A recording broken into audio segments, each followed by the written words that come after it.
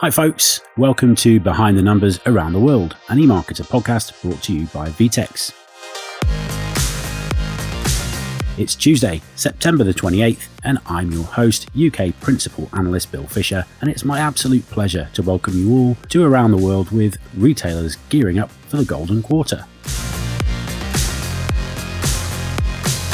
Welcome everyone to a Behind the Numbers show that takes you around the world looking at what various countries are doing in the worlds of commerce, media and advertising. Every month we take a topic and I ask a couple of our international experts to fill us in on what's happening in their markets. Today we'll be looking at how retailers are gearing up for another pandemic-affected holiday shopping period. In particular, how will the threat of empty shelves in the run-up to Christmas alter consumer shopping habits? I've seen word that some on the continent, for example, and perhaps it's going to apply in the UK here too, are going to be discounting from mid-October, for example. This is almost unprecedented in terms of the Christmas season. And how are retailers reimagining the high street to cater to a new shopping reality? But the move to curbside pickup last year really forced the hand, and they heavily invested in people and in technology to get their dealer network up and running with online purchasing and curbside pickup infrastructure.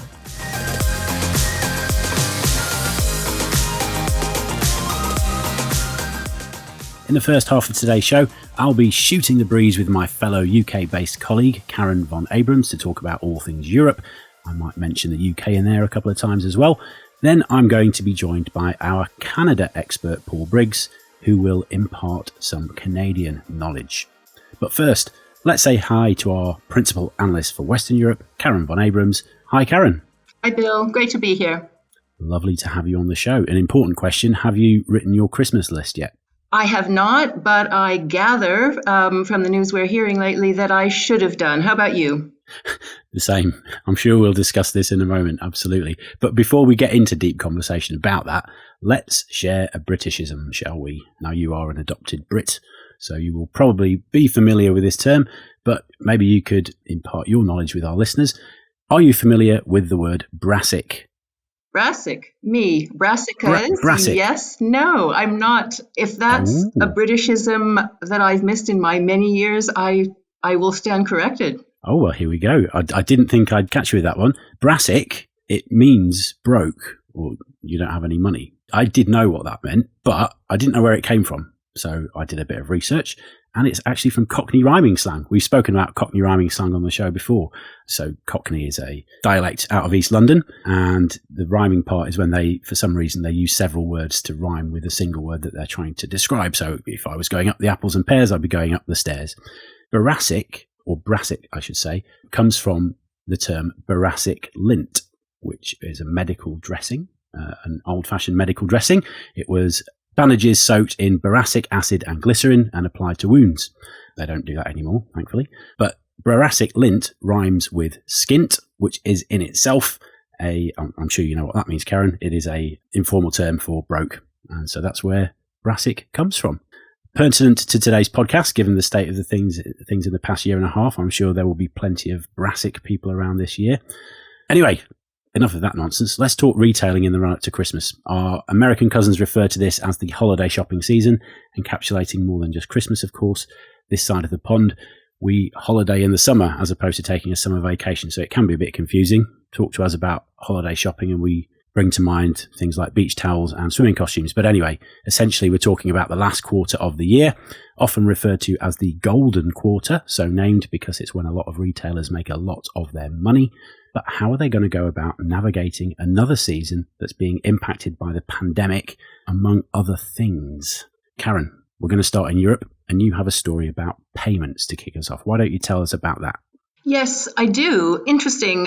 This is amongst the news items to come out last week. PayPal, widely used by internet users more or less all over the world, but especially in Europe, has announced that because of Brexit, in other words, the leaving of the EU by Britain, rather dramatically over a course of years, as we know, but especially at the end of last year, transactions between Britain and the EU are now going to be subject to higher charges. So whether you're selling or buying, your costs are going to be more than double, apparently, what they would have been prior to this announcement. So that's not a very good sign for very many people. Wow, double. And it took you less than a minute to mention the B word. And I'm glad you mentioned it before me, because I was going to mention it.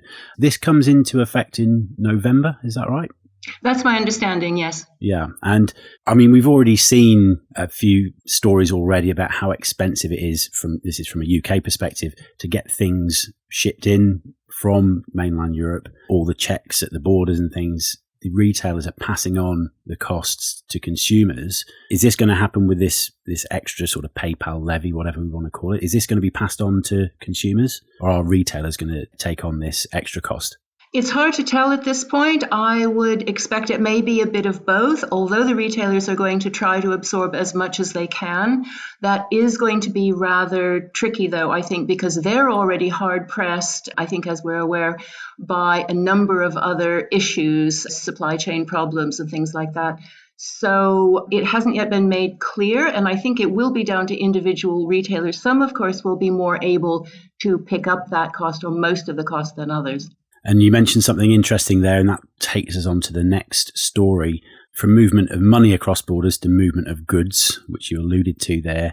Again, speaking from a UK perspective, as you're well aware, Karin, lots of empty shelves appearing already, particularly in the supermarkets for groceries, fresh produce, problems with the supply chain. Last Christmas, last golden quarter, there were major issues. In the Fisher household, we had a major issue, and Christmas morning wasn't as successful as it should have been because a nice shiny PlayStation 5 was unable to be shipped in down the chimney, however, into the Fisher living room. So these issues were already becoming, problematic last year. What can we expect this year? Well, I'm sorry to have to tell you, although you may already have been aware, that PlayStation 5s are still in short supply, not for exactly the same reasons as they were last year, but again, it's a supply chain problem. The fact that COVID is still having long-standing effects in China and basically around the whole shipping network, and indeed toys in a larger sense. I've been reading that in Germany, for example, the industry is already warning that there are going to be very severe problems, both with materials for manufacture, although it's a bit late to be obviously making toys at this point for this year delivery, but also just to get things to the shops and from there to customers. So the manufacturers themselves are already talking of price rises and the danger of a lot of products selling out. I've also seen just in the past couple of days, a lot of people advising their consumers to go out and buy now. That's not just about toys, but toys seem to be, as in this holiday season, they would be a key product category to be concerned about. Yeah, and tell me about IKEA, because it's doing something about shipping, right? Yeah, that's absolutely right. It's not the only firm doing this, but it is very striking that it's investing in its own containers to ship goods. There are a number of big box stores that have been doing this. It's their way of saying, we know we have a problem, we have the wherewithal, we're large enough to get in there and make some arrangements ourselves because of the clout we have as an international firm. So, yeah, this is what they're doing in order to try to work their way around the shortages and the supply chain problems that they're seeing. And of course, they have a number of markets to cater for. It's very important for them to be on top as much as they can of these supply issues. Yeah, and thankfully, we're not on the hunt for a PlayStation 5. We now have one, so we don't have to concern ourselves with that. Now, you alluded to something there about retailers advising people to shop early. I mean, everything that we've spoken about here, what does it mean for retailers in terms of how they'll need to anticipate shopper behaviours? Is it just going to be a case of people shopping earlier, or are there other things that we need to think about as well? Oh, I think there are a number of things, some arising from COVID, some arising from these other retailer problems. I think there are a number of ways in which I think consumers are going to be adjusting their habits.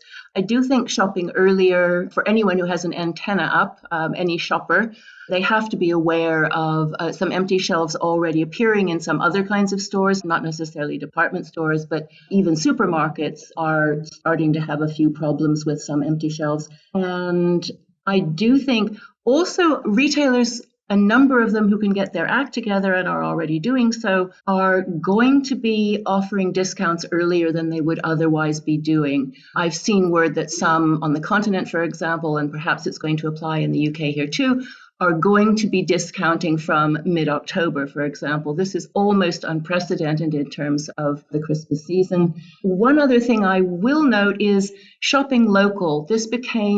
Being aware of local suppliers became a big thing during COVID, of course, when people often found it easiest if they were only allowed to go out of their homes for food and to go to a pharmacy, for example. It was the local shops that they went to. I think this is going to be accentuated this year. And I also think one thing worth bearing in mind in terms of Europe is that all the markets in Germany, for example, Christmas markets, but really throughout the continent that were closed last year because of COVID, everything like that was shut down. This year, those are all opening again. So all the big Christmas markets, Germany, Belgium, France, the Czech Republic, Austria, and I would think that's going to be a major draw for people in those areas. And even indeed I've seen travel advertised now from the UK, for example, offering these sort of short breaks where people can go and shop in an environment like that, which is just a smaller, more festive environment and not going into larger stores, which may be more problematic for people. I like smaller, festive environments. That sounds good to me, Karin. And finally, Karin, we can't talk about the Golden Quarter in Europe without talking about Amazon. What are they doing in Europe? Well, one of the retailers that has enormous clout, of course, massive in Europe, massive in the UK, pretty much massive around the world, is Amazon. And I was reading that they're making a major push in parts of Europe. Spain, for example, they did announce last week that between now and the end of the year, they're going to increase the number of logistics centers in Spain alone from 31 to 40. And that has to be because they're going to be trying to take their own advantage from disarray on the part of other retailers who, again, don't have the wherewithal to simply ramp up at that kind of speed. So that's going to directly feed, I think, their ability to fulfill orders for the holiday. Well, Karin, thanks very much. I really enjoyed that chat and I hate to see you go, but we're going to have to take a quick break to hear from our sponsor. And then I'll be back with Paul to take a look at what's going on in Canada.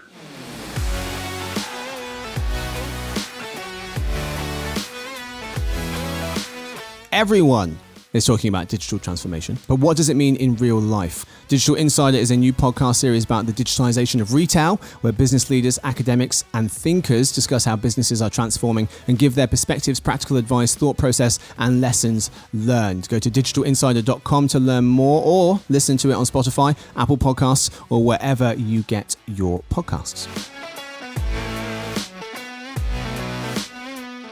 Welcome back, and also welcome to our principal analyst for Canada, Paul Briggs. Hi, Paul.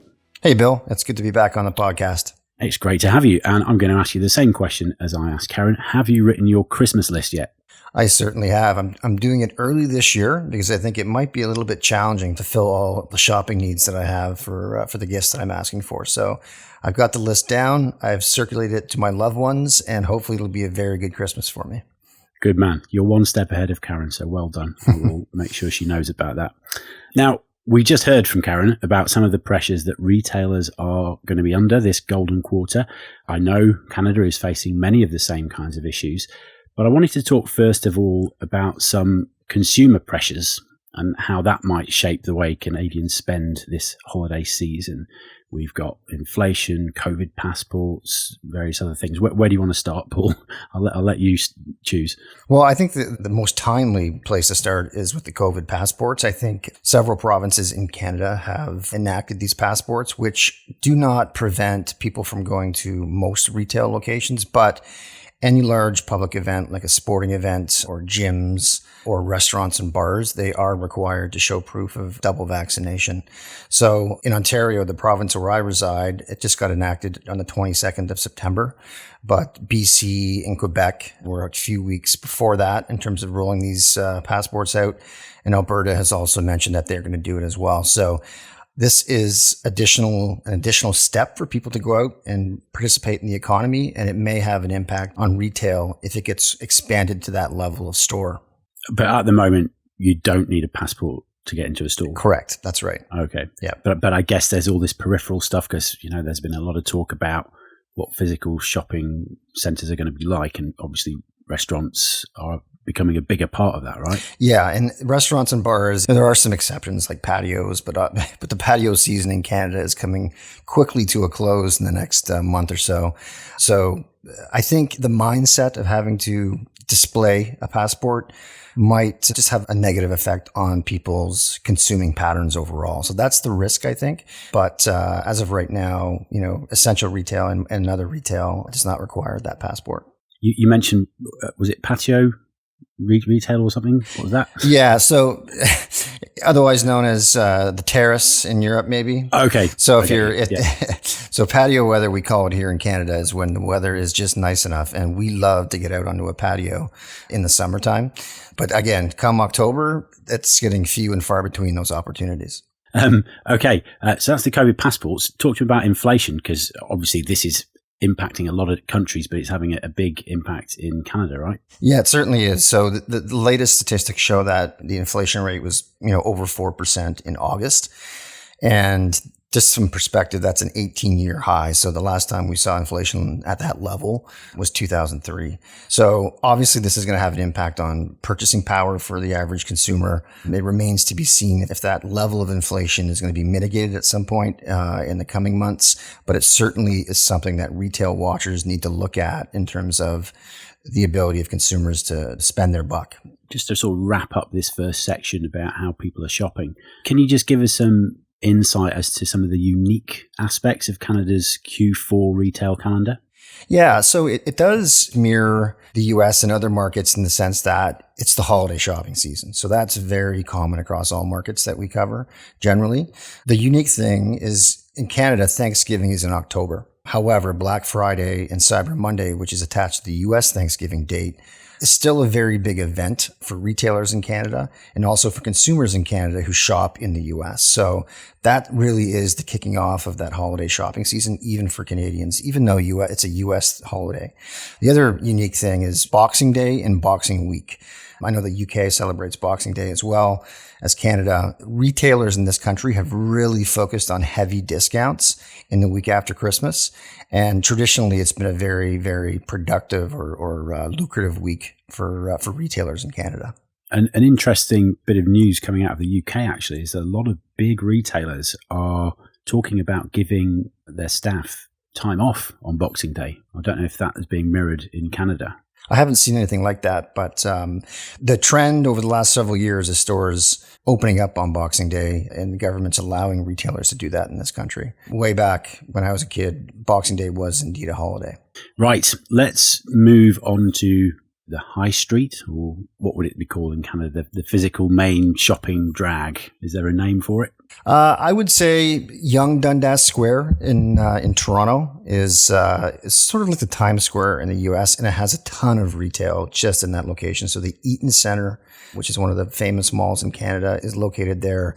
But a lot of the shops, a lot of the high-end retailers are very visible in that Yonge Dundas Square. So I would say that's probably the best example. Yorkville in Toronto is also very boutique-y and high-end.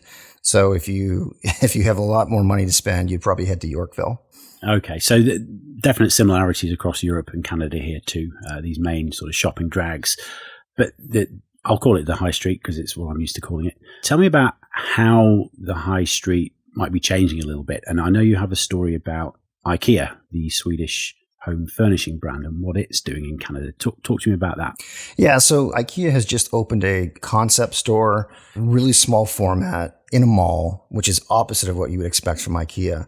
But the idea is that if you're an IKEA consumer and you don't want to travel to the big box format, which is, less available to you, you can go to these smaller stores. And the plan is to open up several in the Greater Toronto area over the next couple of years. The first one launched in Oshawa and really allows consumers to go in and talk to an IKEA expert to design a kitchen or design some kind of furniture display in their house. So it's very much a high quality engagement for the consumer, getting sort of inside knowledge from the IKEA expert. So that type of retail seems to be picking up in Europe. I think IKEA has launched several of these stores in Europe. So this format is also coming to Canada.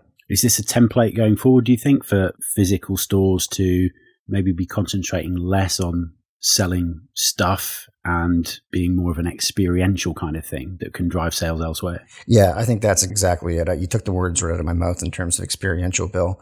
The whole talk of omni-channel retail as well, in terms of engaging with the consumer in the channels where they reside. One of these channels is a high quality engagement where they can sit down for 45 minutes with an expert and kind of design a kitchen or design whatever it is you want to design. So that type of engagement or experience is what I think a lot of retailers are going to be aiming for in the future.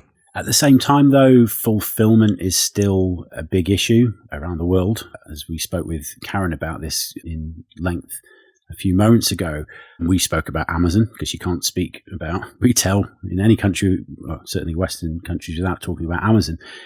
Talk to me about what Amazon's doing in Canada in terms of its fulfillment network. Right. They've announced recently that they're expanding the workforce and expanding the infrastructure to service the Canadian market. So a year ago, they had about 30 distribution facilities in Canada. So these could be anywhere from a warehouse or a pickup point or what have you. That number has gone from 30 to 46. So like a additional 15 facilities in a year. So this really is not surprising. I think Amazon, like most retailers in Canada, had a great year during the pandemic in terms of fulfilling and growing their business. So our e-commerce report for Canada was fairly interesting. In 2020, e-commerce grew by 75% in Canada. It now makes up around 13% of total retail. So Amazon is just, investing in areas where they know the business continues to grow. And I think you'll see that for other retailers that are competing with Amazon in Canada as well. Yeah, certainly plenty going on in Canada, plenty going on the physical side of things. But let's turn back to digital to end this segment. And I know you want to talk a little bit about digital transformation as it pertains to retail in the run up to the Golden Quarter. I think you have some examples of some brands and retailers that have made some great strides in recent times. Yeah. So over the summer, we talked to several retailers in Canada, and our question was essentially, over the past year, this very difficult year, how has these conditions impacted your business and your investment in digital transformation? And across the board, it was an accelerating factor. We talked to Sleep Country as one example, which is a mattress retailer in Canada, pretty established, very established in bricks and mortar, but they've increased their e-commerce sales. In the first half of this year, about 29% of their total sales were e-commerce channels, compared to in 2019, in that same quarter, it was like 1%. So they've changed their business pretty rapidly in a couple of years. Now, they've also acquired Endy, which was 100% e-commerce. So that obviously inflates that number, but it just shows you how a traditional brick and mortar retailer in Canada is really forced to pivot. And the other thing with the mattress market, the bed in the box phenomenon also kind of upended the traditional brick and mortar mattress model. So you could see that Sleep Country really had to pivot, and in buying Endy as well, they really, showed that they were going to invest heavily in doing so. The other category is home improvement retail. So we talked to Home Hardware, we talked to Lowe's about what their plans were. In the case of Home Hardware, again, very heavily brick and mortar tradition, but the move to curbside pickup last year really forced the hand, and they heavily invested in people and in technology to get their dealer network up and running with online purchasing and curbside pickup infrastructure. In the case of Lowe's, they basically said that they were accelerated by a factor of about 18 months in a really short period of time to react to things like online scheduling of pickups, lockers in their facilities so people can come and pick up their goods. So really what we're seeing is retailers really investing in this technology, trying to create a better experience for people, even in trying conditions. And, those are just a few examples of the many that we've seen in this country. That's great, Paul. Thank you very much. Unfortunately, that's all we have time for today on Behind the Numbers Around the World, brought to you by VTEX. Thanks to my guests, Karin and Paul, and thanks to all of you for listening. If you want to ask us any questions, you can, of course, email us at podcast@eMarketer.com. And tomorrow, you can listen in to the very first episode of a brand new Behind the Numbers show called Brand Anatomy, where we speak to and peek behind the curtain of different brands and discuss current trends with them and campaign lessons learned. We hope to see you there, and I hope not too many of our listeners are brassic this holiday season. See you all next time.